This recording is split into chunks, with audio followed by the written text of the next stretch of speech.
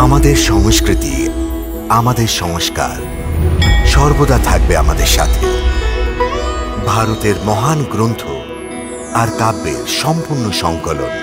Subscribe করুন তিলক।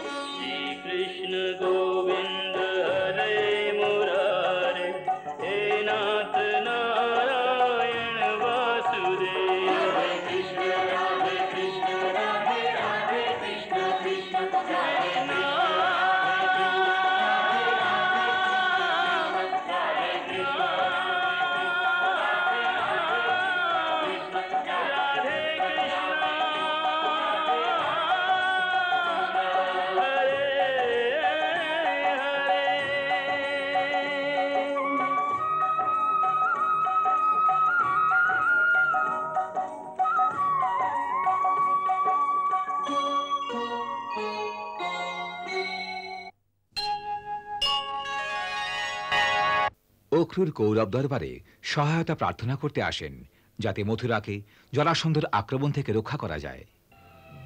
মগধ নরেশ জরাসন্ধ এক বিশাল সেনাদের সাথে মথুরার দিকে যাত্রা করেছেন। উনি মথুরার বিনাশ করতে চান, কিন্তু শকুনি চায় না যে তাকে সহায়তা করা হোক। তাই তো আমি বলছি মহারাজ, যদি জরাসন্ধের হাতে মথুরার বিনাশ হয় তবে তাই হতে দিন। তাতে সাপও মরবে আর লাঠিও ভাঙবে না। তারপর দেখবেন কুন্তি কার বলে বলিয়ান হয়ে আপন পুত্রদের অধিকার চাইবে। হ্যাঁ, আজ এক পরাধীন বিধবা হয়ে রয়েছি আমি। সত্য বলতে কি অক্রুর ভ্রাতা, আমার তো আপন সন্তানদের জন্য চিন্তা হচ্ছে এখন। এমন মনে হচ্ছে যে আমার সন্তান ওদের চোখের কাঁটা হয়ে দাঁড়িয়েছে। কৃষ্ণ তো আপনার বিষয়ে সদা সর্বদা চিন্তা করেন ভগিনী। এখানে আসার পূর্বে উনি বিশেষভাবে আমায় বলেছিলেন, যতক্ষণ আমি আছি ওর আর ওর পুত্রদের কোনো ক্ষতি কেউ করতে পারবেন। সর্বশেষে অক্রুর যখন ধৃতরাষ্ট্রের সঙ্গে সাক্ষাৎ করেন, তখন ধৃতরাষ্ট্র তাকে সহায়তা করতে অস্বীকার করেন। অক্রুর মহাশয়, আপনি দয়া করে মহারাজ উগ্রসেনকে বলবেন যে আমরা দুঃখিত, এই মুহূর্তে আমরা ওকে কোনো সাহায্য করতে পারছি না। অক্রুর ধৃতরাষ্ট্রকে ভগবান শ্রীকৃষ্ণের সংবাদ শোনান। জীব একলাই জন্মগ্রহণ করে মহারাজ, আর মৃত্যুকালে সে একলাই যায়। আপন কৃতকর্মের আর আপন পাপ পুণ্যের ফল তাকে একলাই ভোগ করতে হয়। আর স্বয়ং আপন পাপের বোঝা একলা মাথায় নিয়ে সে একলাই ঘোর নরকে চলে যায় মহারাজ। ভগবান কৃষ্ণ সত্য সত্যই আমার কল্যাণের কথা বলেছেন, সেই জন্য ওকে আমার প্রণাম জানাবেন।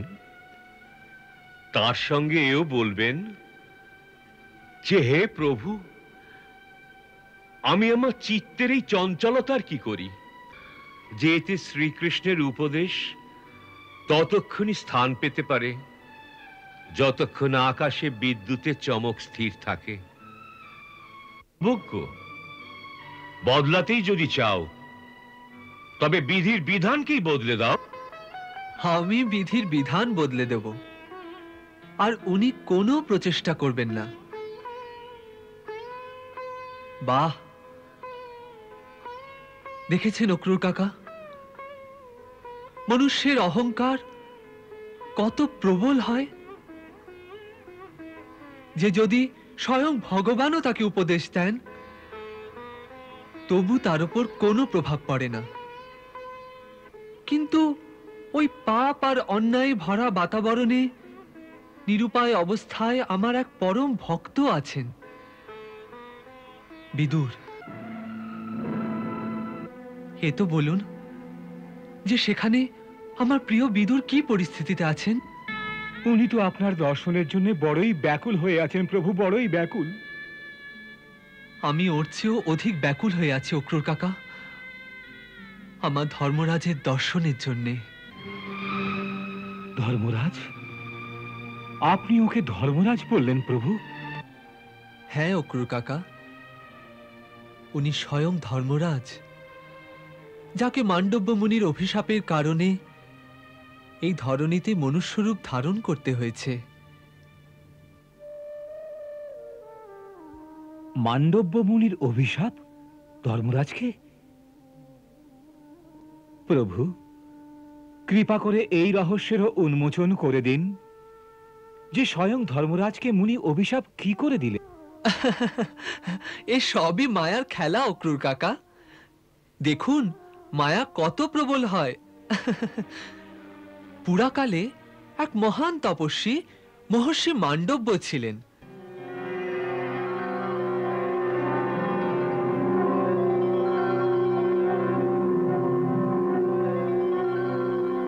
একবার রাজার সৈনিক সেই বনে চোরের পশ্চাৎ ধাবন করছিল।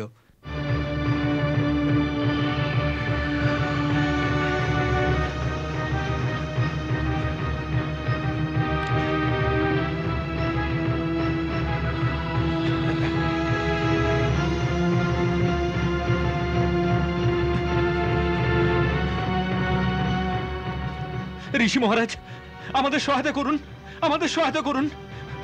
ওই দস্যু দল আমাদের পিছু নিয়েছে, ওরা আমাদের সম্পদ ছিনিয়ে নিয়ে আমাদের হত্যা করবে।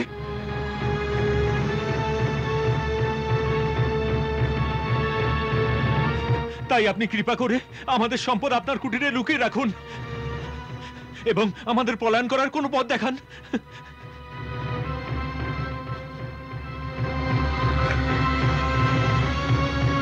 ওই দস্যু দল আমাদের পিছু নিয়েছে,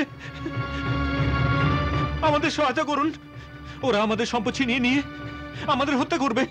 কোনো ভয় নেই, আমার কুটিরে সম্পদ রেখে দাও, আর তোমরা এদিক দিয়ে নয় ওই পথ দিয়ে পলায়ন করো।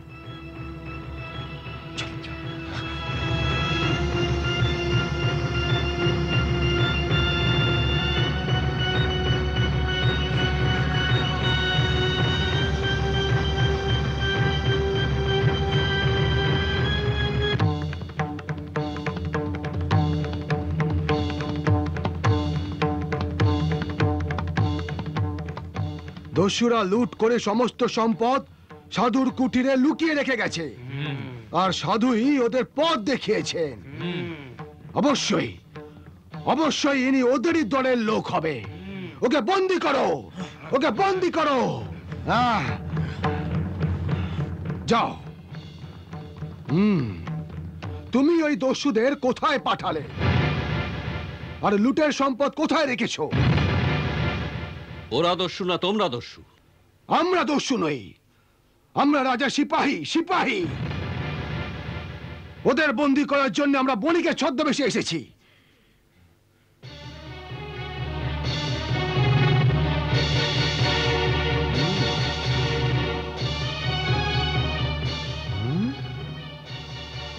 এসব কি হচ্ছে?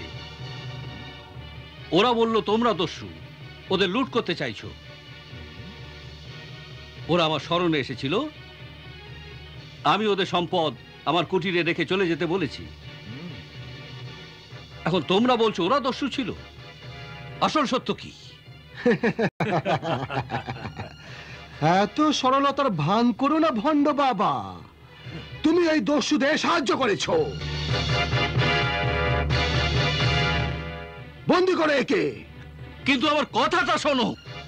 এখন এই কিন্তু টিন্তু সব রাজার সামনেই শোনাবে। নিয়ে চলো একে। চলো চলো।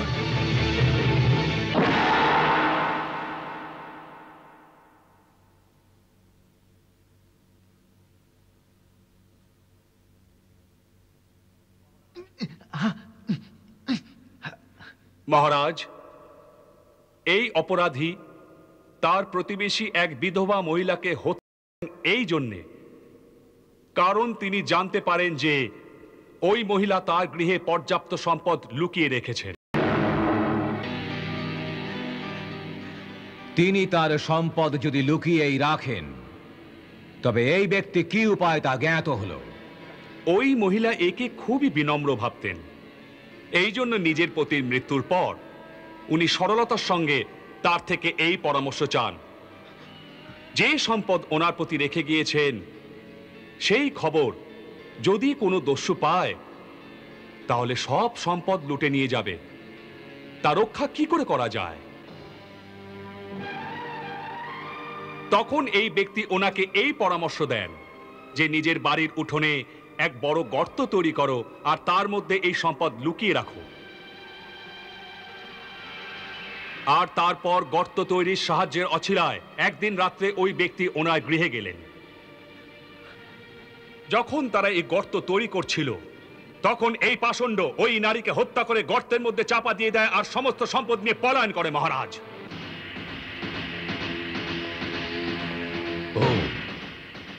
একে নগরের চৌরাস্তায় নিয়ে গিয়ে শুলে চড়িয়ে দাও।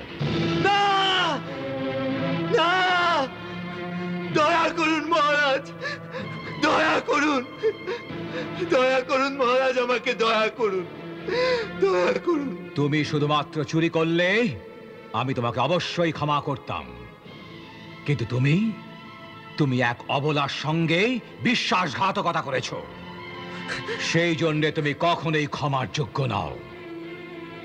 নিয়ে যাও একে। না না না।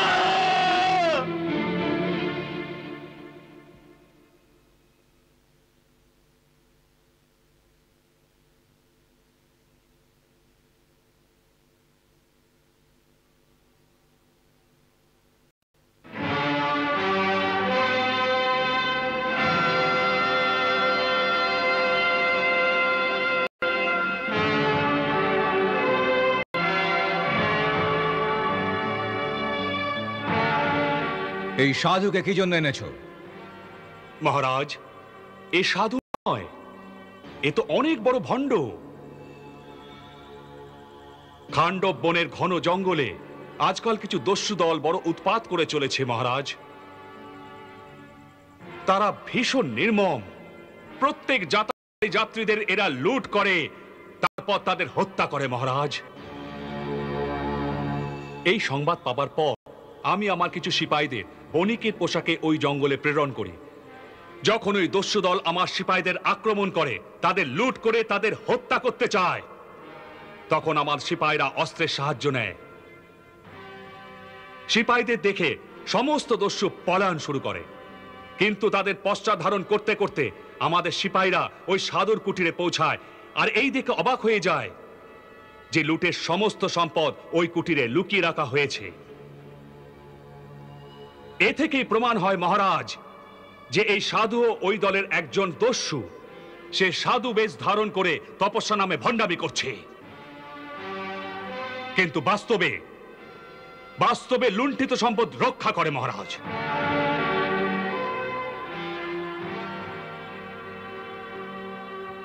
এর কি প্রমাণ আছে যে লুণ্ঠিত সম্পদ এর ইচ্ছায় কুটিরে লুকিয়ে রাখা হয়েছে? হতে পারে ইনি নিজ স্থানেই ছিলেন, অন্য কোনো ব্যক্তি ওখানে সম্পদ রেখে দিয়েছে। না মহারাজ, এরকম হয়নি। আমাদের সিপাহীরা ওই দস্যুদের সঙ্গে এই সাধুকে কথা বলতে দেখেছে, এবং এও দেখেছে যে এই সাধু ওই দস্যুদের ইশারায় বলছে যে সম্পদ রেখে এখান থেকে পলায়ন করো। তাহলে কি এ সত্যি যে তুমি এই দস্যুদের স্বয়ং বলেছ যে সম্পদ এখানে রেখে পলায়ন করো? হ্যাঁ মহারাজ, কিন্তু যখন তুমি স্বীকার করছো যে তুমি স্বয়ং ওদের এ কথা বলেছ যে লুট করা সম্পদ রেখে পলায়ন করো, তারপরেও আর কোনো কিন্তু থাকতে পারে? তুমি তো সেই পাষণ্ড যে না শুধু সাধুত্বের অপমান করেছ, বরং আমাদের মতো সংসারীদের যে আস্থা, যে ভক্তি, যে বিশ্বাস সাধুর প্রতি হয়ে থাকে, তুমি আমাদের ওই ভক্তি, ওই বিশ্বাসের হত্যা করেছ। মানুষকে যে হত্যা করে সে মহাপাপী, কিন্তু যে শ্রদ্ধা, যে বিশ্বাসের হত্যা করে সে তার চেয়েও বড় পাপী। এরকম পাপীর এই পৃথিবীতে কোনো স্থান নেই। একে আজই নগরের চৌরাস্তায় নিয়ে গিয়ে শুলে চড়িয়ে দাও। নিয়ে যাও একে।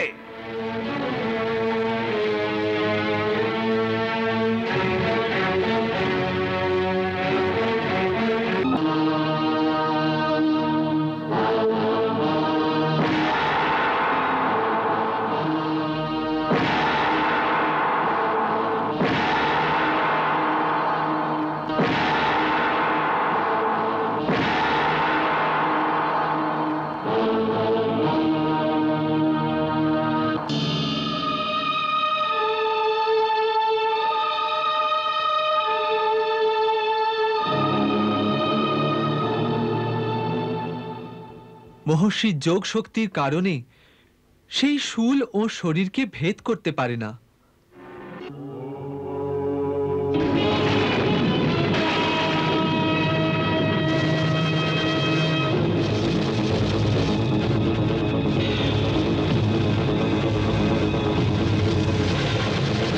আর আপন তপবলের শক্তির দ্বারা উনি ওই শূলের তীক্ষ্ণাগ্রে বসে বসেই তপস্যা করতে থাকেন।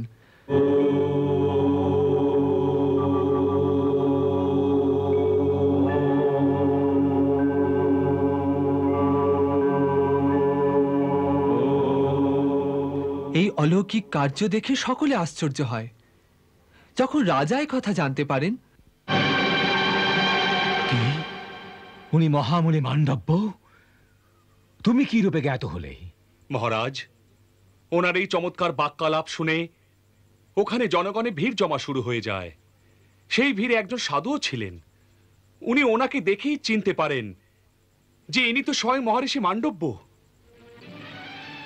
তখন উনি ওনাকে শুলি থেকে অবতরণ করতে বলেন, কিন্তু মহামুনি এই বলে অবতরণে অস্বীকার করেন যে আমি তো রাজার আদেশ পালন করছি,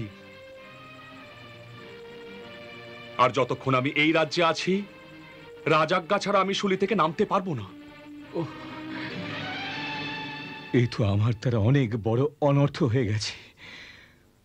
আমার শীঘ্রই ওনার কাছে ক্ষমা চাওয়া উচিত।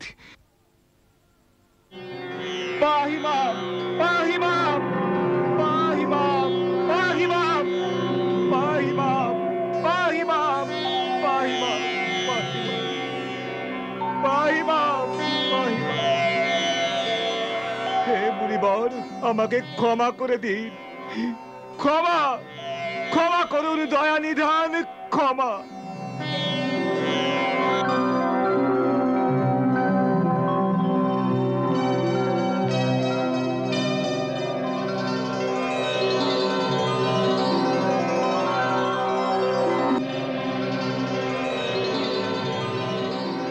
হে মুনিবর, আমাকে ক্ষমা করে দিন। আমারই ভুলের কারণে এত বড় অনর্থ হয়ে গেল। আমি আপনাকে চিনতে পারিনি, আমায় ক্ষমা করে দিন। আর যদি আপনার ইচ্ছা হয় তো আপনি আমায় শাস্তিও প্রদান করতে পারেন। আমি তাকে প্রায়শ্চিত্ত মনে করে স্বয়ং স্বীকার করে নেব।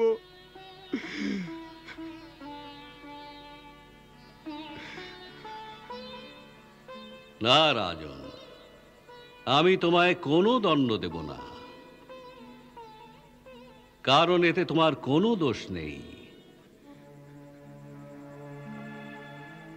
যে পরিস্থিতিতে তোমার সৈনিকেরা আমাকে ডেকেছে, ওই পরিস্থিতির বিচারে তুমি যা নির্ণয় করেছো তা উচিতই ছিল।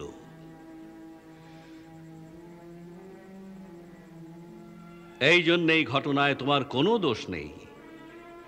দোষ হলো বিধির, দোষ হলো ধর্মরাজের, যার আজ্ঞায় কাল এমন পরিস্থিতি সৃষ্টি করেছে। এমন কেন হয়েছে তার উত্তর আমায় ধর্মরাজের নিকট চাইতে হবে, যে কোন কারণে আমি এ দণ্ডের ভাগী হলাম। হে রাজন, আমি আপনার আজ্ঞার পালন করে আপনার প্রদান করা দণ্ড ভোগ করলাম।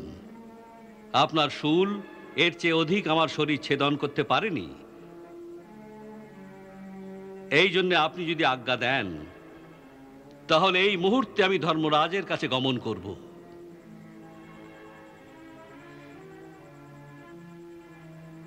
হে মুনিবর, আমায় আর লজ্জিত করবেন না। যদি পারেন তো আমায় আপনার সেবা করার ক্ষণিক অবসর প্রদান করুন, যাতে আমার কিয়দংশে পাপের প্রায়শ্চিত্ত হতে পারে। তা অন্য সময় রাজন, তোমার কল্যাণ হোক।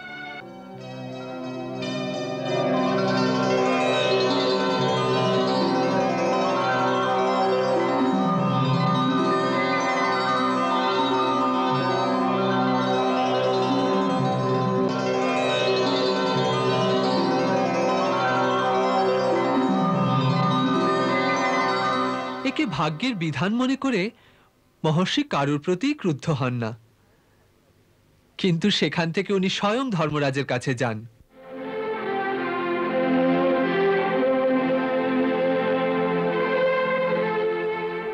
জ্ঞাতসারে আমি জীবনে তো কোনো পাপ করিনি, কিন্তু অজ্ঞাতে এমন কি পাপ ঘটলো যার জন্য এই ভীষণ ফল ভোগ করতে হলো?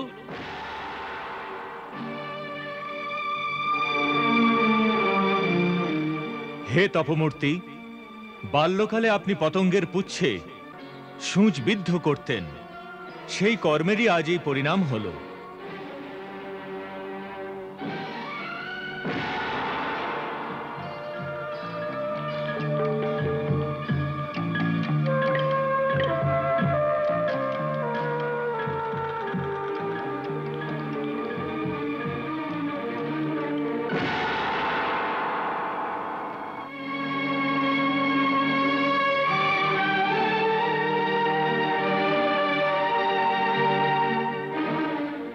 ধর্মশাস্ত্র অনুসারে জন্ম থেকে আরম্ভ করে 12 বছর পর্যন্ত বালক যা কিছু করে তাকে অধর্ম মানা হয় না, কারণ ওই সময় পর্যন্ত বালকের ধর্মশাস্ত্রের জ্ঞান থাকে না।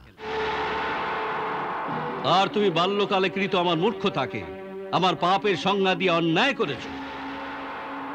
দ্বিতীয় কথা হলো যে তুমি ভুলে গেছো যে ন্যায়াসনে উপবিষ্ট যে কেউ অপরাধের মাত্রা দেখেই দণ্ড প্রদান করেন, সেই মাত্রার থেকে অধিক দণ্ড প্রদানে অন্যায়ের ভাগী হতে হয়।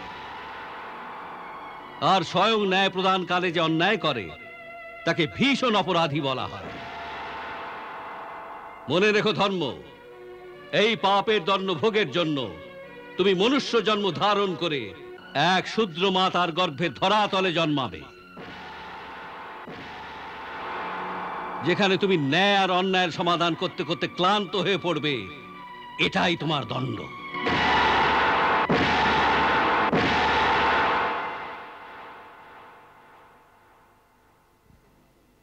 তাই মহাত্মা মান্ডব্যের অভিশাপের কারণ উনি হলেন সাক্ষাৎ ধর্ম, যিনি ধরণীর ওপর বিদুরের রূপে এক শূদ্রাণী দাসীর গর্ভে জন্ম নিয়েছেন। তাই আমি আপনাকে বলেছিলাম যে এই ধরণীকে ত্যাগ করার পূর্বে ওর ব্রহ্মজ্ঞান প্রাপ্তির আবশ্যকতা আছে। এখন আমি বুঝলাম প্রভু যে ওর হৃদয়ে আপনার প্রতি এত অগাধ ভক্তি কেন। আচ্ছা, উনি কি স্বয়ং ওর পূর্বজন্ম সম্বন্ধে জানেন? না, এই মুহূর্তে ওর এই শরীর প্রকৃতির নিয়মে বাধা আছে, যার কারণে প্রাণী নিজের পূর্বজন্ম আর ভবিষ্যতের বোধ থাকে না, কিন্তু চিন্তার কোনো প্রয়োজন নেই। এই ধরনীকে ত্যাগ করার পূর্বে ওর আবার ব্রহ্মজ্ঞানের প্রাপ্তি অবশ্য হবে।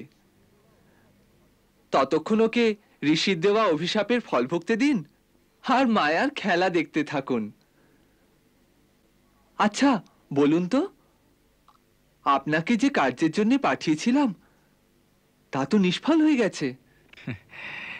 প্রভু, তা তো আপনি পূর্বেই জানতেন। আর সে বিষয়ে যে ইঙ্গিত আমি যাবার সময় আপনি করেছিলেন তা আমি বুঝে গেছিলাম প্রভু। এখন এই চিন্তা করুন যে হস্তিনাপুরবাসীরা তো সাহায্য করতে অস্বীকার করেছেন, এখন আপনি মথুরার সুরক্ষার কি ব্যবস্থা করেছেন? হে প্রভু, আপনি স্বয়ং থাকতে মথুরাকে রক্ষা করবার আমি কে বলুন? তাই আর আমার কোনো চিন্তা নেই। আমি তো কেবল আপনার আজ্ঞারই পালন করে যাচ্ছি।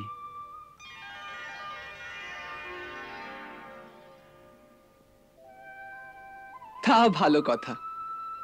তাহলে বলুন যে জরাসন্ধের সেনা কোথায় এসে পৌঁছেছে? জরাসন্ধের বিষয়ে আমার সূচনা এই যে ওর সেনা মথুরার সীমার নিকটে এসে পৌঁছে গেছে। আজ রাতে ওদের শিবির মথুরা থেকে প্রায় 30 ক্রোশ দূরে যমুনার তীরে স্থাপিত হবে, যেখান থেকে উনি আর মিত্র রাজারা আক্রমণের প্রস্তুতি করছেন। আমার গুপ্তচর ও সেনার মধ্যে উপস্থিত আছে, আর কাল পর্যন্ত আমি ওর যোজনার পুরো সংবাদও পেয়ে যাব।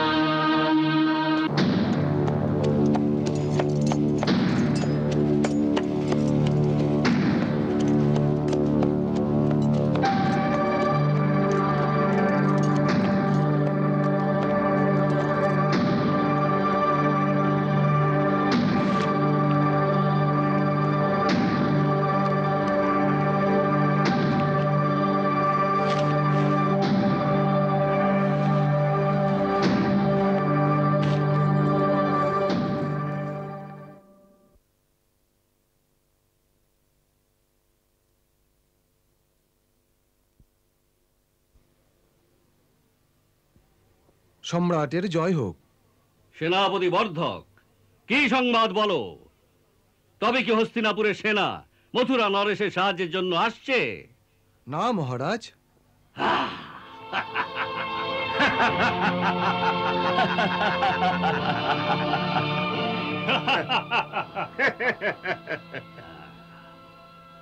আমার গুপ্তচর এইমাত্র মথুরা থেকে ফিরে এসেছে। তার সূচনা যে হস্তিনাপুর নরেশ মহারাজ ধৃতরাষ্ট্র এই যুদ্ধে মথুরাবাসীদের সাহায্য করতে একদম অস্বীকার করেছেন।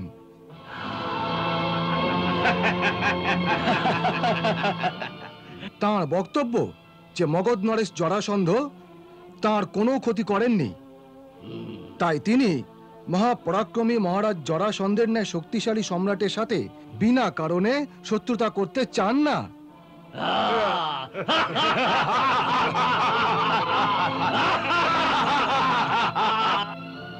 খুবই বুদ্ধিমান মহারাজ ধৃতরাষ্ট্র। অন্ধ কিন্তু খুবই দূরদৃষ্টি আছে। ওর এই বিবেচনা আমার পছন্দ হয়েছে। এই সিদ্ধান্ত নিয়ে উনি আমাদের দিকে মিত্রতার হাত বাড়িয়েছেন, যা আমরা স্বীকার করছি। এর অর্থ এই যে উনি আমাদের কাজ আরো সহজ করে দিয়েছেন। নিঃসন্দেহে এখন তো মথুরার অবস্থা এক এমন নিরীহ পাখির মতো হয়ে গেছে যার ডানা কেটে দেওয়া হয়েছে।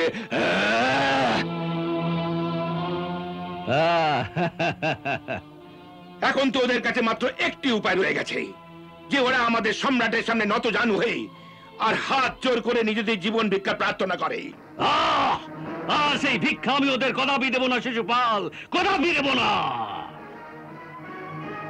আমি প্রতিজ্ঞা করেছি যে মথুরা নগরকে জ্বালিয়ে তাকে ছাইয়ের পাহাড়ে পরিণত করে দেব।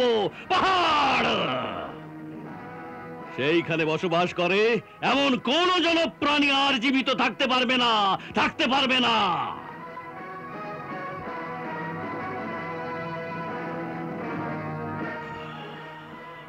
এই প্রতিজ্ঞাকে পূরণ করার বিষয়ে আর কোনো প্রকার সংশয় নেই মহারাজ।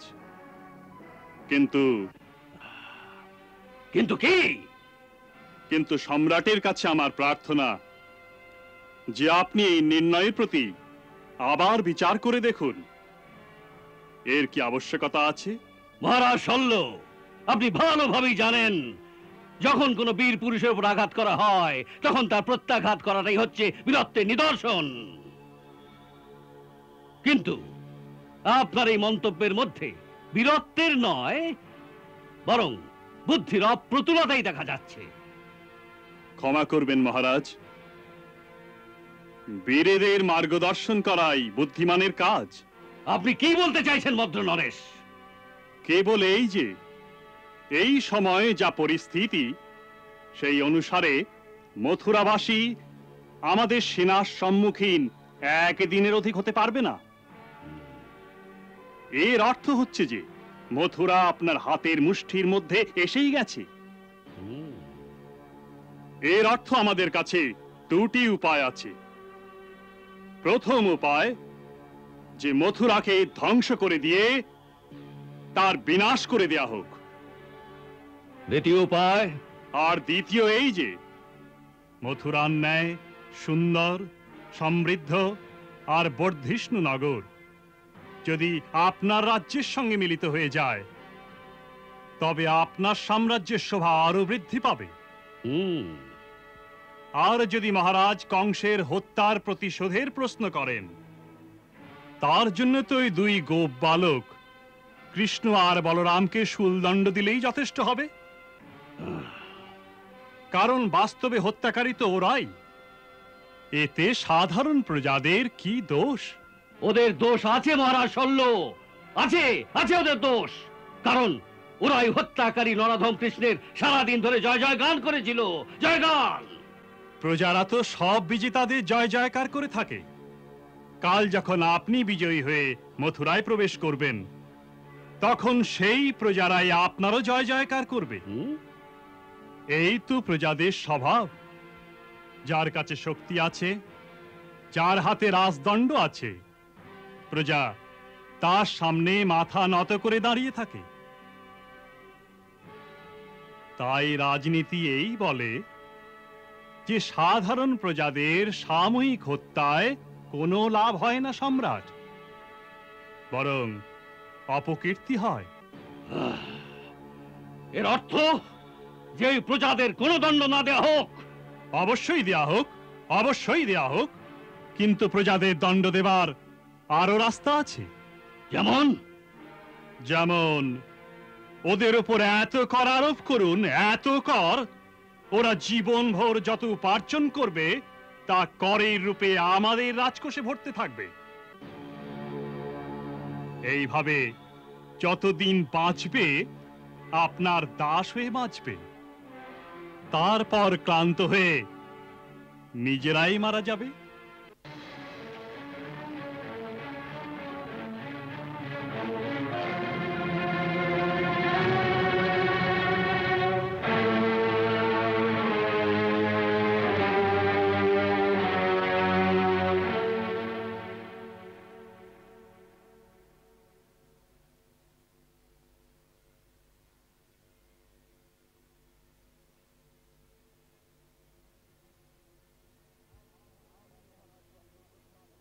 আমি মহারাজ শল্যের প্রস্তাবে সম্পূর্ণ একমত,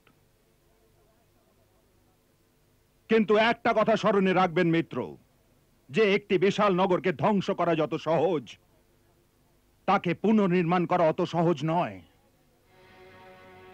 শতাব্দী লেগে যায় মথুরার ন্যায় নগরকে গড়ে তোলার জন্যে। তাই আমি বলতে চাই মিত্র, একে ধ্বংস করবেন না, ধ্বংস করবেন না মিত্র, ধ্বংস করবেন না।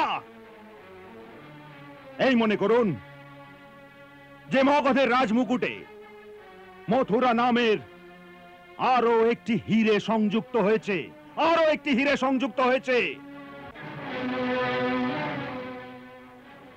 বলুন মহারাজ ভামাসুর, কেমন লাগলো এই যোজনা? সুন্দর, অতি সুন্দর। এর দ্বারা মগধ সাম্রাজ্যের বৈভব সমৃদ্ধি লাভ করবে।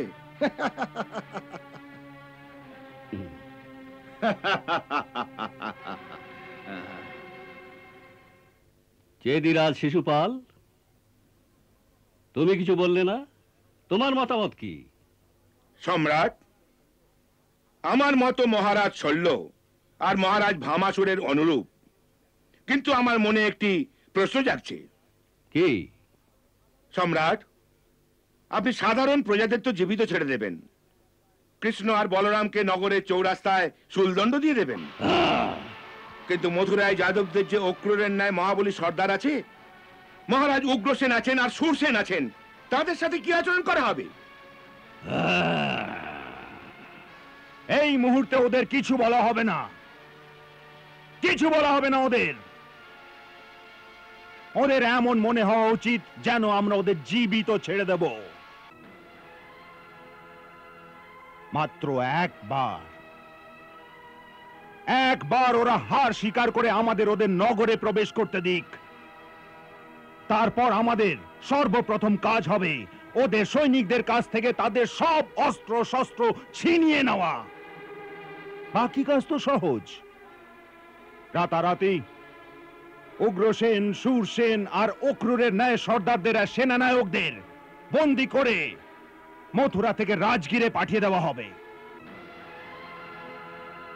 যখন হঠাৎ ওদের শৃঙ্খলাবদ্ধ করে মথুরা থেকে রাজগীর মাটিতে টানতে টানতে নিয়ে যাওয়া হবে, আর এই দৃশ্য মথুরার গ্রামবাসীরা দেখবে, তখন তারা আমাদের সম্রাটের সুরবীরতার জয়ধ্বনি করবে, জয়ধ্বনি করবে সব, জয়ধ্বনি করবে সব। আর গ্রামে গ্রামে উৎসব পালন করা হবে, উৎসব পালিত হবে গ্রামে গ্রামে।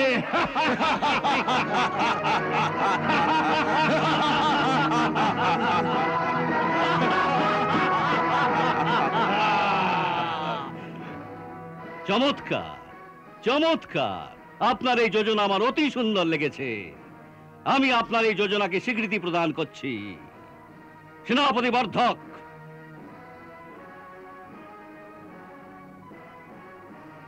এই মুহূর্তে মথুরা নরেশের নামে আমার আজ্ঞাপত্র লেখা হোক। যথা আজ্ঞা সম্রাট। ওকে লেখো, তোমরা সকলে মহারাজ কংসকে হত্যা করে যে দুষ্কর্ম করেছো তার একটি দণ্ড হতে পারে, যে মথুরাবাসী প্রতিটি প্রাণীকে এক এক করে শুলে চড়িয়ে দেওয়া হবে, আর সারা মথুরা নগরীকে আগুন লাগিয়ে দেওয়া হবে, যাতে মথুরা নগর আর তার নিবাসীদের নাম ইতিহাসের পৃষ্ঠা থেকে সর্বদার জন্য মুছে যায়। আর সে কার্য আমরা কেবল একই দিনে সম্পন্ন করতে পারি, কারণ এই মুহূর্তে আমাদের কাছে ত্রয়োবিংশ অক্ষৌহিনী সেনা আছে, যার ভয়ে হস্তিনাপুরের কৌরবেরাও আপনাকে সাহায্য করতে অস্বীকার করেছে। আপনার এই দিন আর সকরুণ অবস্থা দেখে আমার ওই অসহায় মথুরাবাসীদের উপর দয়া হচ্ছে, যাদের রক্ষা আপনি তাদের রাজা হয়েও করতে পারছেন না। তাই মানবীয় দয়ার ভাবনায় দ্রবীভূত হয়ে আমি স্থির করেছি যে আমি সেই সমস্ত নির্দোষ প্রজাদের এই শর্তে ক্ষমা করে দেব, যদি মহারাজ কংসের হত্যাকারী সেই কৃষ্ণ আর তার ভাই বলরামকে আমাদের হাতে সঁপে দেওয়া হয়।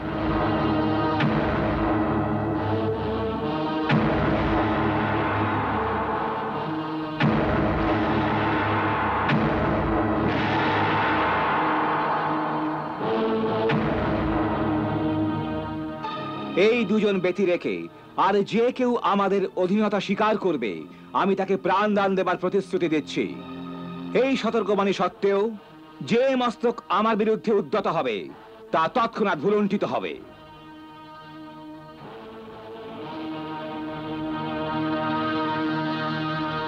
আমি আশা করি যে আপনি বুদ্ধিমত্তার দ্বারা কাজ করবেন আর আমার আজ্ঞার পালন করবেন। আপনার প্রাণ রক্ষার এই অন্তিম সুযোগ।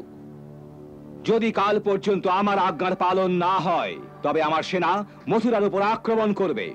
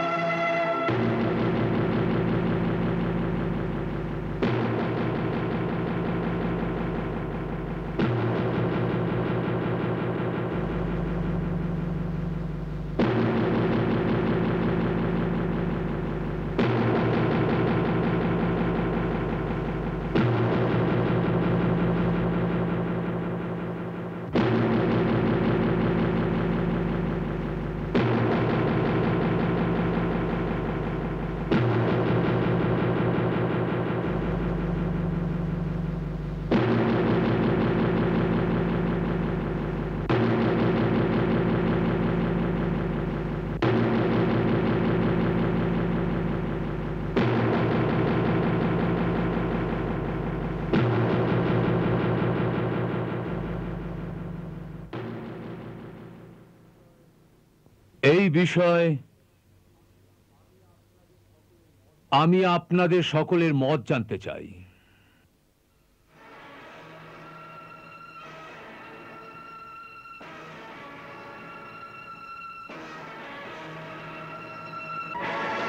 এ সন্ধিপত্র নয়, এক আজ্ঞাপত্র। আর আজ্ঞা এই যে যুদ্ধের পূর্বে হার মেনে নিয়ে আমাদের সমস্ত অস্ত্রশস্ত্র ওদের চরণে রেখে দাও। আর নয়তো হাতে চুরি পরে ওদের সামনে নতমস্তক হয়ে ওদের কাছে পরাধীনতা স্বীকার করে নাও।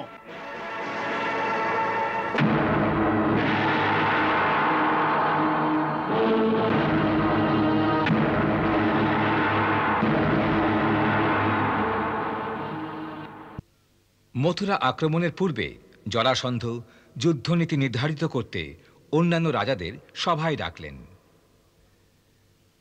তার অভিপ্রায় ছিল মথুরা ছাড়খাড় করে তাকে আগুনে ভস্মীভূত করা। আমি প্রতিজ্ঞা করেছি যে মথুরা নগরকে জ্বালিয়ে তাকে ছাইয়ের পাহাড়ে পরিণত করে দেব। পাহাড় সেইখানে বসবাস করে এমন কোন জনপ্রাণী আর জীবিত থাকতে পারবে না, থাকতে পারবে না।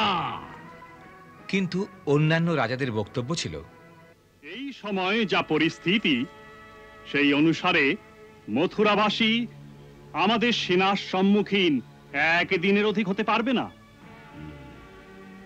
এর অর্থ হচ্ছে যে মথুরা আপনার হাতের মুষ্টির মধ্যে এসেই গেছে। এর অর্থ আমাদের কাছে দুটি উপায় আছে।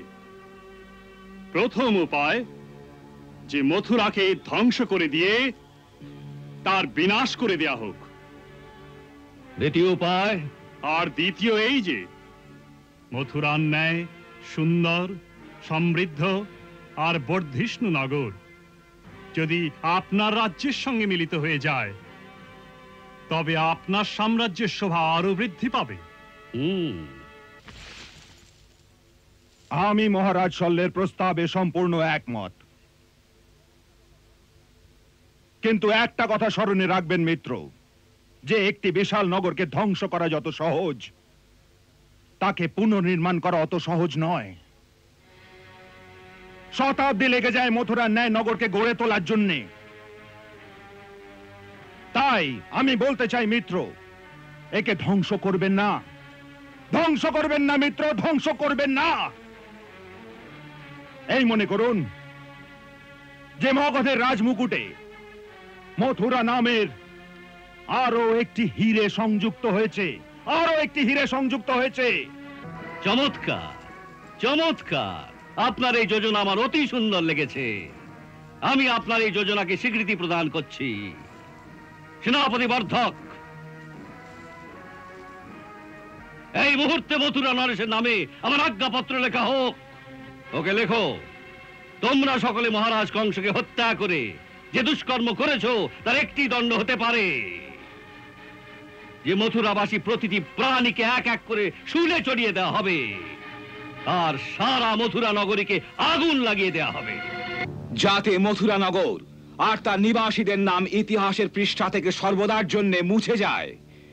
আর সে কার্য আমরা কেবল একই দিনে সম্পন্ন করতে পারি, কারণ এই মুহূর্তে আমাদের কাছে ত্রয়োবিংশ অক্ষৌহিনী সেনা আছে, যার ভয়ে হস্তিনাপুরের কৌরবেরাও আপনাকে সাহায্য করতে অস্বীকার করেছে। সেই পত্রে জরাসন্ধের বক্তব্য ছিল যে যদি মথুরাবাসীরা প্রাণ রক্ষা করতে চান, তবে যেন কৃষ্ণ আর বলরাম তার কাছে আত্মসমর্পণ করে।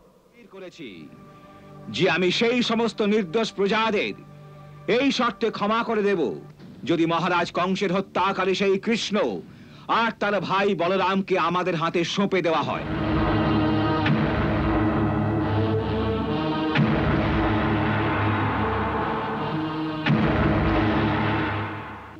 কারণ ওই ভ্রাতৃদ্বয় ছিল কংসের হত্যাকারী, তাই জরাসন্ধ তাদের হত্যা করতে চায়। দিচ্ছি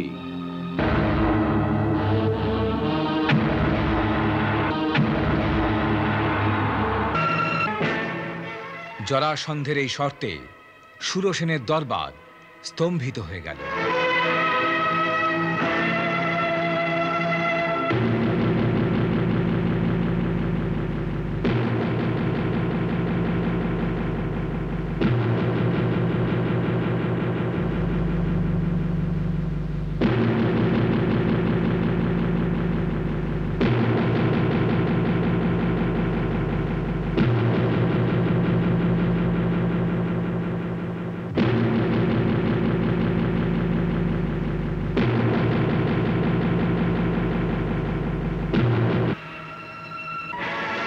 এ সন্ধিপত্র নয়, এক আজ্ঞাপত্র।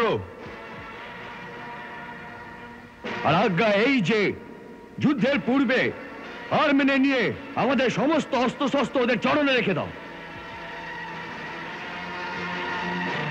আর নয়তো হাতে চুরি পরে ওদের সামনে নতমস্তক হয়ে ওদের কাছে পরাধীনতা স্বীকার করে নাও।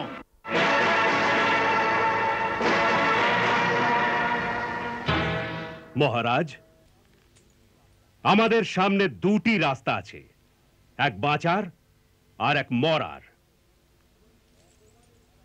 যদি অপমানে ভরা এই পরাধীন জীবন চান, তবে ওই আততায়ীর চরণে আমাদের মস্তক রেখে দিই, যাকে ও যখন আর যেমন চাইবে পদদলিত করবে।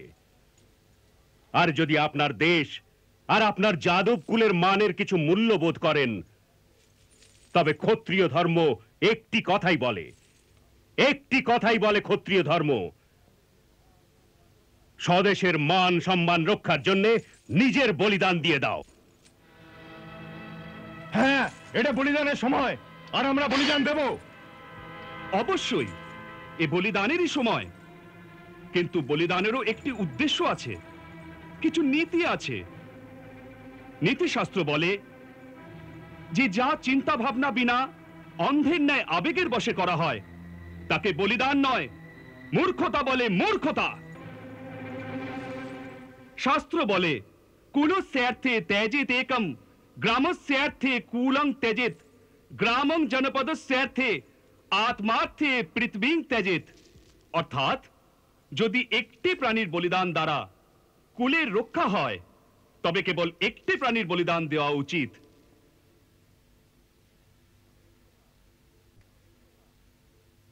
সেই প্রকার একটি গ্রামকে বাঁচানোর জন্য একটি কুলের আর একটি রাষ্ট্রকে বাঁচানোর জন্য একটি নগরের বলিদান দেওয়া উচিত। এই মুহূর্তে পরিস্থিতি এই রকমই। জরাসন্ধের পত্রে যে মূল বক্তব্য সেই বিষয়ে কেউ তাদের মত প্রকাশ করেননি।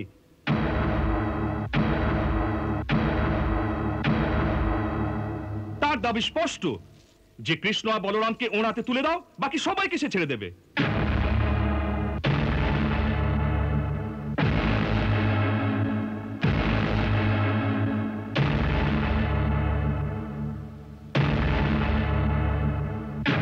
বীরত্ব আর বলিদানের বাক্যের আড়ম্বর ছেড়ে আমাদের কেবল এই বিষয়ে নির্ণয় নিতে হবে যে আমরা সমস্ত প্রজাদের বাঁচাবার জন্য কৃষ্ণ আর বলরামের বলিদান দিতে পারি কি না।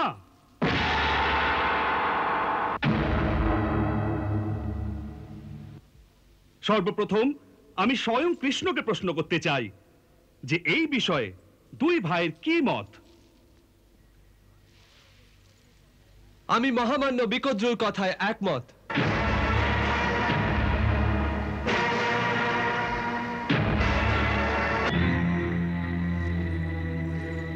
যদি আমাদের দুজনের বলিদানে মথুরা সকল প্রজার প্রাণ রক্ষা হয় তবে অবশ্যই আমাদের দুজনকে জরাসন্ধের হাতে তুলে দেওয়া উচিত।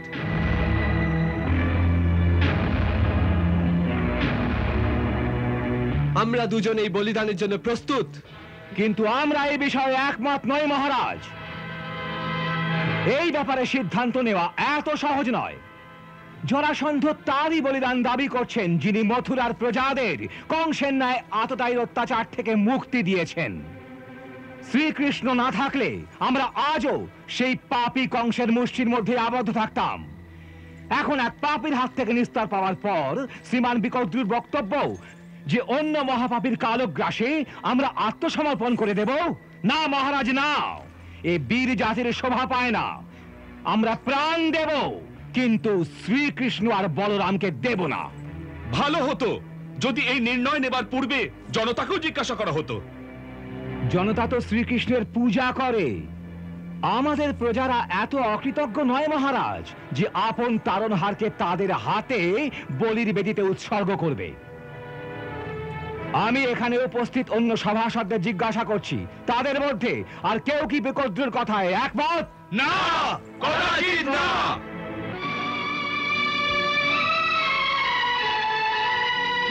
মহারাজ, যে জাতি আপন স্বতন্ত্রতার মূল্য নিজের প্রাণ দিয়ে শোধ করতে পারে না সেই জাতি পরাধীনতার গ্লানি আজীবন বয়ে বেড়ায়, আর আমরা তা করার জন্য কদাচিৎ প্রস্তুত নই। আমি আপনার সঙ্গে একমত অক্রুমশাই।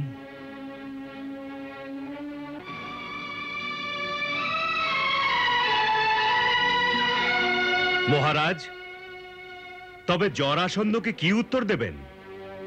জরাসন্ধের এই বিস্তারিত হুমকির উত্তরে কেবল একটি বার্তা পাঠিয়ে দাও যে যাদবদের শিরশ্ছেদ হতে পারে, নত হতে পারে না। যাও।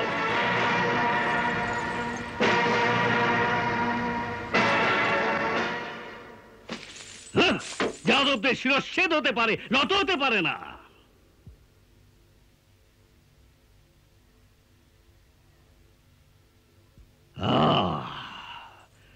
তবে তাই হোক, তবে তাই হোক। এবার মথুরা রক্তের সমুদ্রে পরিণত হবে, আর তার মধ্যে যাদবদের সহস্র মস্তক সন্তরণ করবে। সেনাপতি বর্ধক, আক্রমণে ডঙ্কা বাজাও।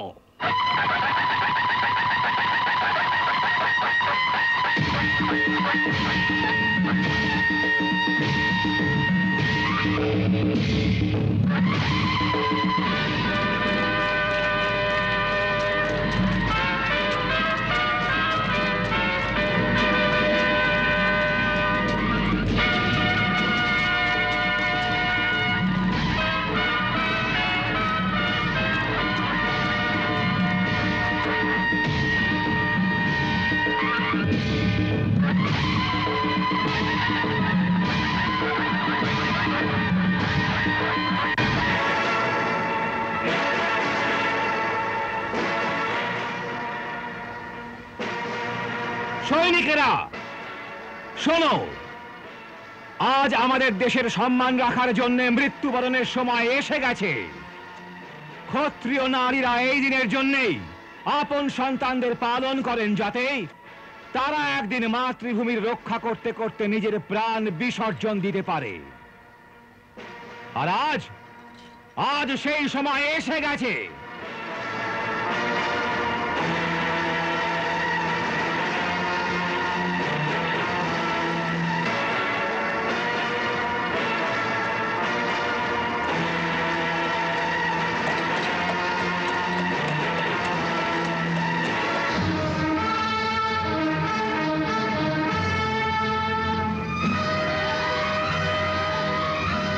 প্রতিবর্ধক, মথুরা এখান থেকে 20 ক্রোশ দূর, আর সন্ধ্যার মধ্যে আমরা পৌঁছতে পারবো।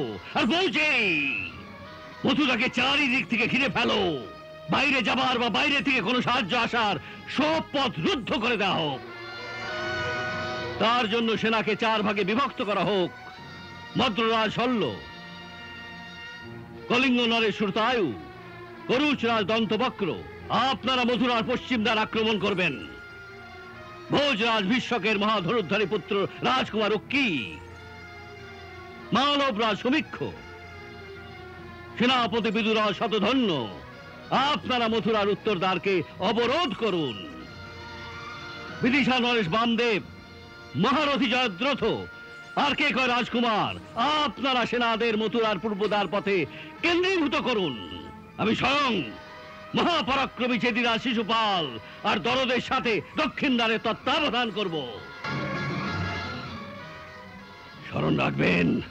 স্মরণ রাখবেন এই নগরের কোন বাসস্থান যেন অবশিষ্ট না থাকে।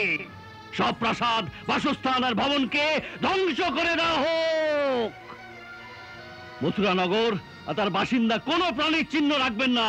কোনো করুণা নয়, কোনো দয়া নয়, কোনো মমতা নয়, কেবল বিনাশ, বিনাশ, কেবল বিনাশের মহাতাণ্ডব দেখতে চাই আমি। যাও। আর কি সংবাদ এনেছো? জরাসন্ধ তার সেনাদের 4 ভাগে বিভক্ত করে মথুরাকে চারিদিক থেকে ঘিরে ফেলার আদেশ দিয়েছেন। আর উনি আজ সন্ধ্যার পূর্বেই মথুরায় পৌঁছে যাবেন। আজ সন্ধ্যার পূর্বে?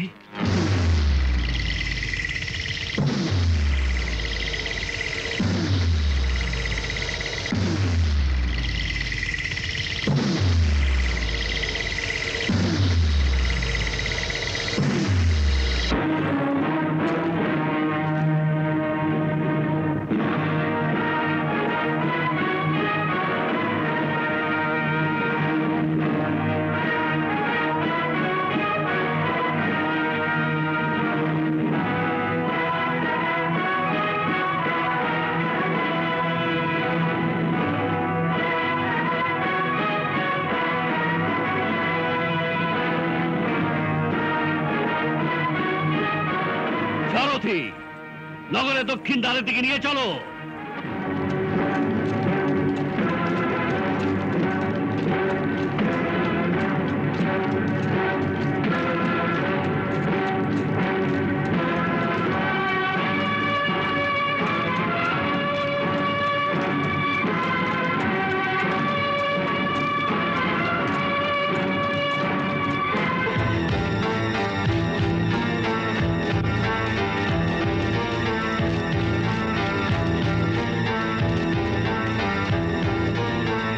প্রথমে এই নগর দ্বার বন্ধ করে দাও।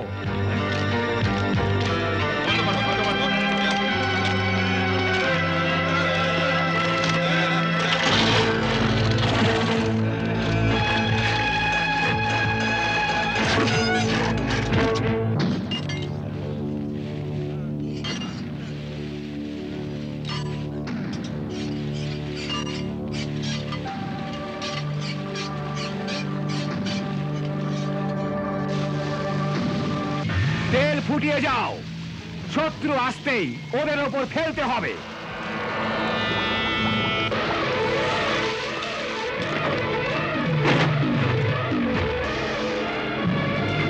এই পাথরগুলো নিয়ে সবাই আস্তে আস্তে ওই দিকে সরিয়ে রাখো।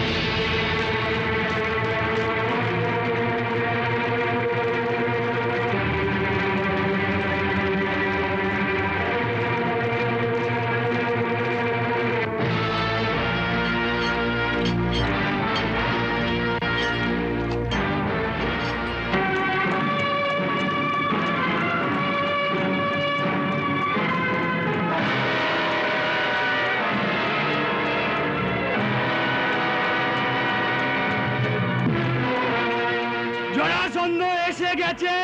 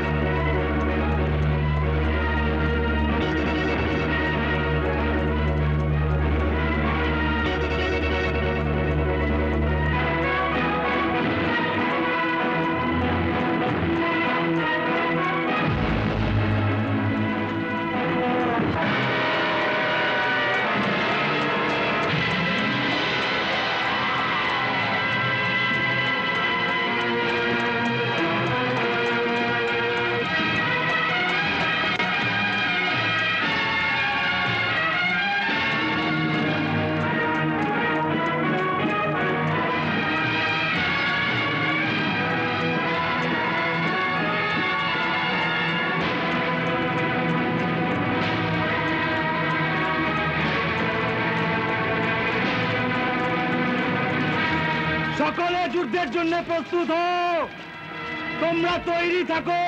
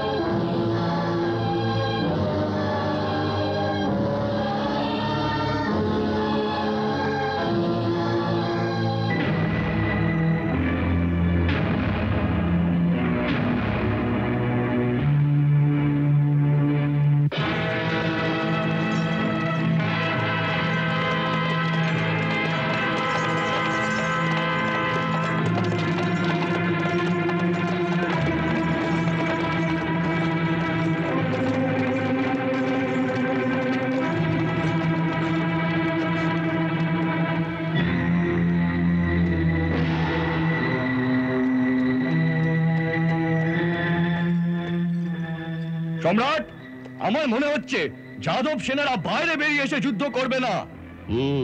তারা নগরের সমস্ত দ্বার রুদ্ধ করে দিয়েছে। তাই আমাদের কোনো একটি দ্বার ভেঙেই ভেতরে প্রবেশ করতে হবে।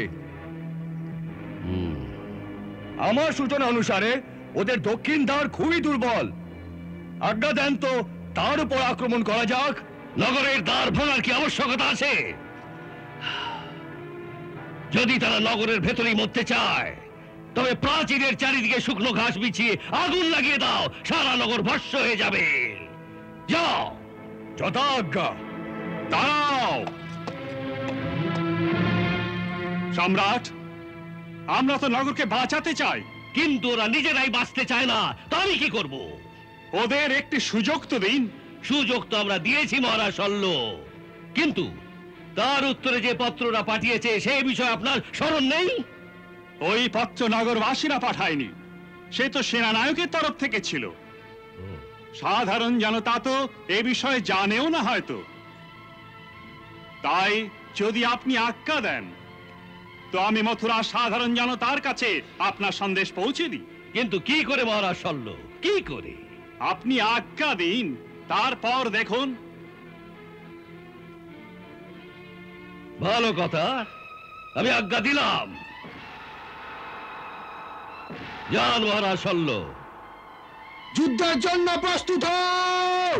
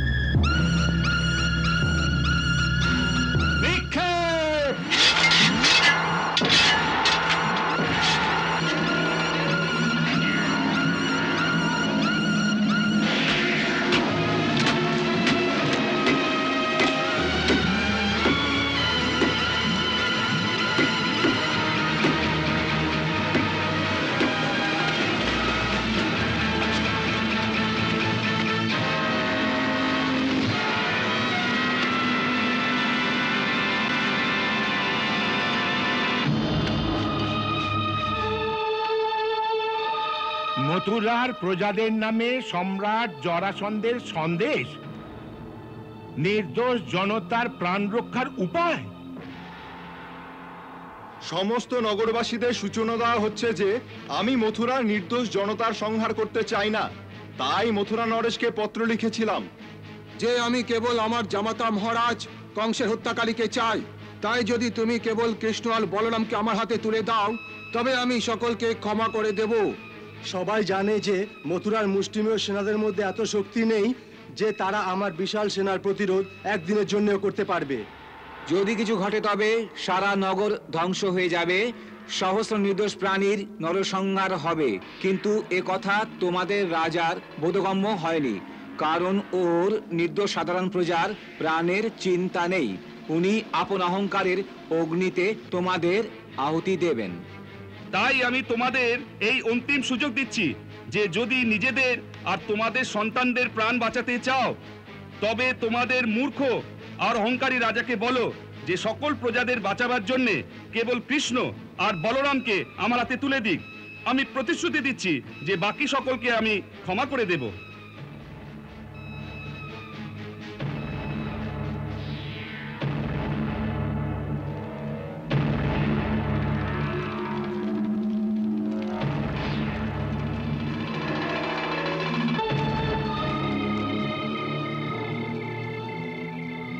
না, কখনো না। এই শর্তকে স্বীকার করা সকল যাদব জাতির অপমানের বিষয়। একদিকে এক জাতির অপমান আর অন্যদিকে সকল জনতার প্রাণ। কোনটা বেছে নেবে বলো, বলো কোনটা বেছে নেবে বলো। এতে সন্দেহ নেই, যদি যুদ্ধ হয় তবে সারা মথুরা ছাইয়ে পরিণত হবে। এই বৃদ্ধ বয়সে মরা বাঁচায় ওর কি যাবে আসবে? ছেলে পুলে তো আমাদের মারা যাবে।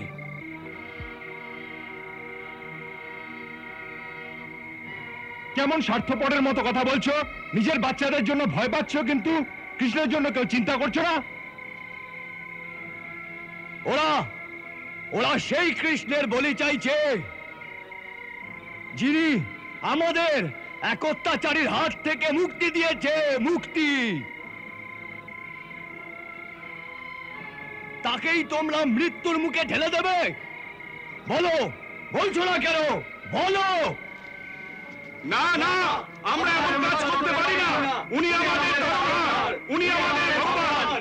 যদি উনি সত্যি সত্যি ভগবান হন, তবে আমাদের ওর চিন্তা করার কি আবশ্যকতা আছে? উনি তো স্বয়ং নিজের রক্ষা নিজেই করে নেবেন।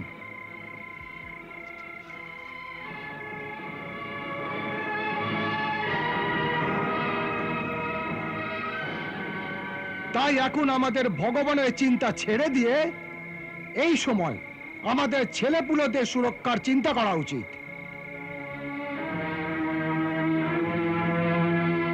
এমনিতেও যদি একজনের বলি দিয়ে সমস্ত দেশ বাঁচতে পারে, তবে কাল ধর্ম এই বলে যে সেই একজনের বলিদান করে দেওয়া উচিত।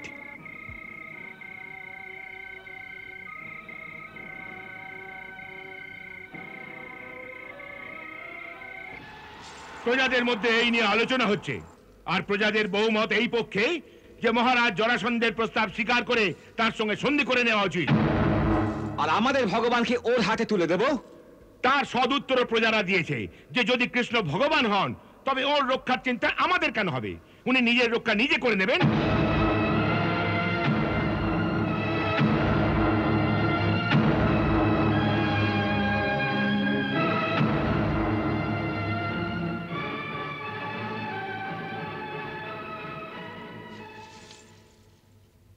মহারাজ, আমি প্রজাদের সঙ্গে সম্পূর্ণরূপে একমত।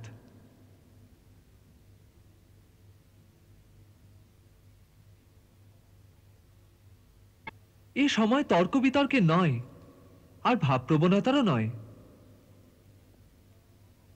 এই সময় বুদ্ধি আর নীতির দ্বারা কর্ম করার। আর রাজনীতিও এই কথাই বলে যে যদি একটি বলিতে সহস্র প্রাণী বাঁচতে পারে, তবে সেই বলি অতি অবশ্যই দেওয়া উচিত।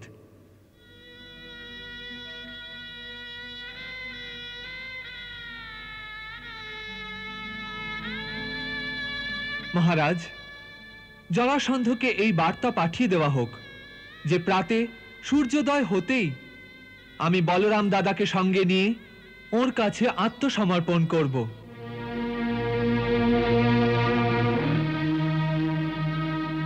এবার আমায় আজ্ঞা দিন মহারাজ।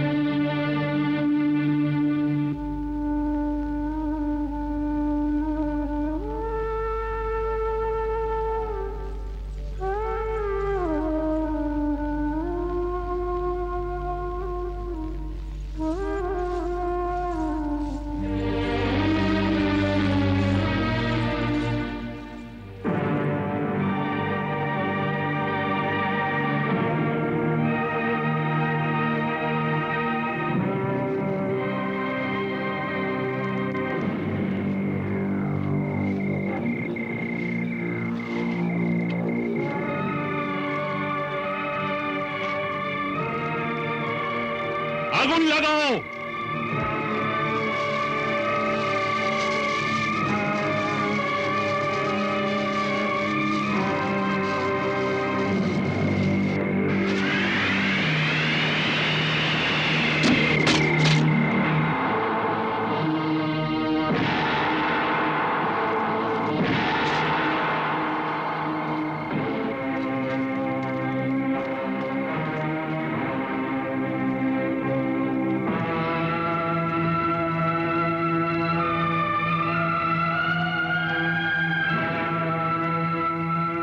এইমাত্র নগরকোটের দুর্গ থেকে এই পত্র আমাদের শিবিরে নিক্ষেপ করা হয়েছে।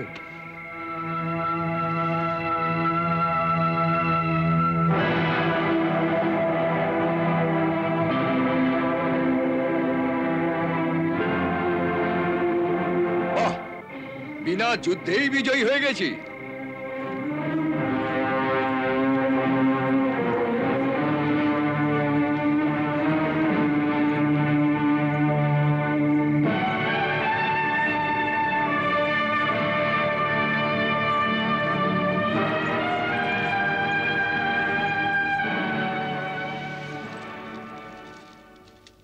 সম্রাটকে অভিনন্দন জানাই।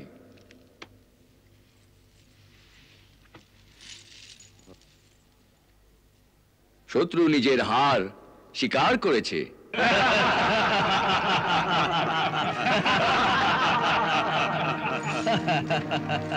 বাহ মিত্র বাহ, তোমার যোজনা সত্যি সত্যি সফল হয়েছে।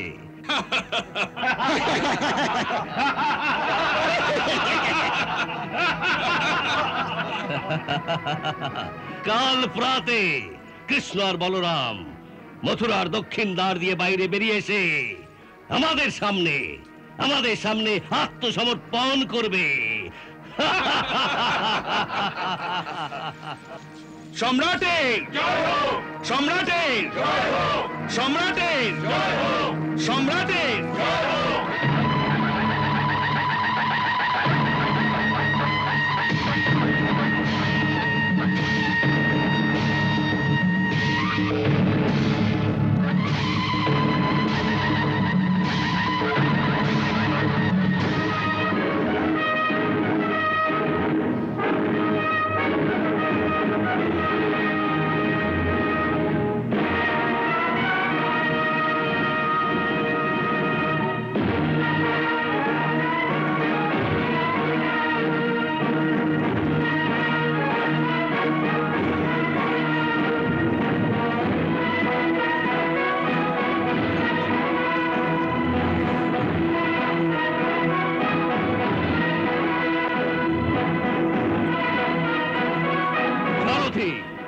নগরের দক্ষিণ দ্বারের দিকে নিয়ে চলো।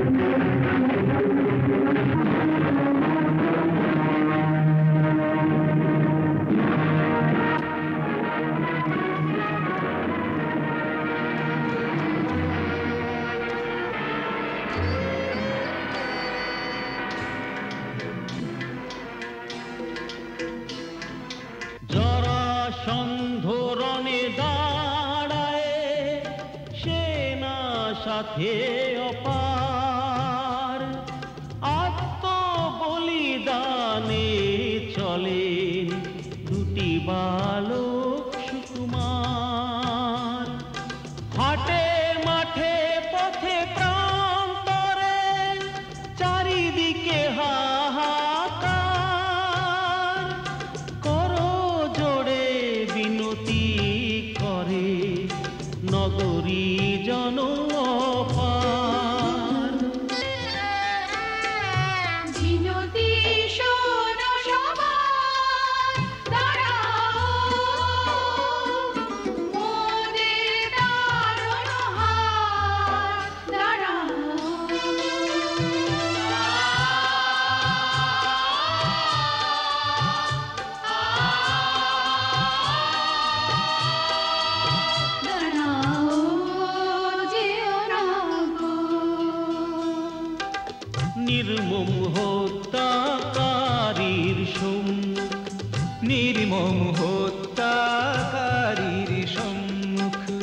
নিষ্পাপ দুই সুকুমার দাঁড়াও,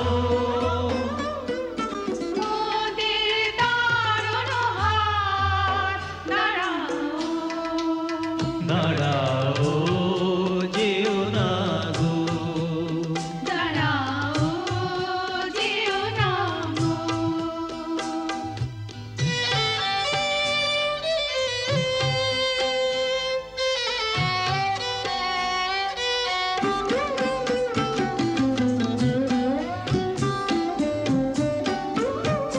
তুমি সখা জীবন প্রাণ গো, ব্রজভূমির সম্মান গো,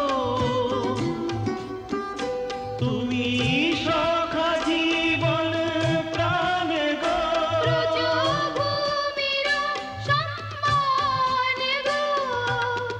এমনি মথুরা কত যে মোরা, এমনি মথুরা কত যে মোরা, সতীব চরণে তোমার দাঁড়াও, মোদের তারণ হার দাঁড়াও, দাঁড়াও যেও না গো, দাঁড়াও যেও না গো।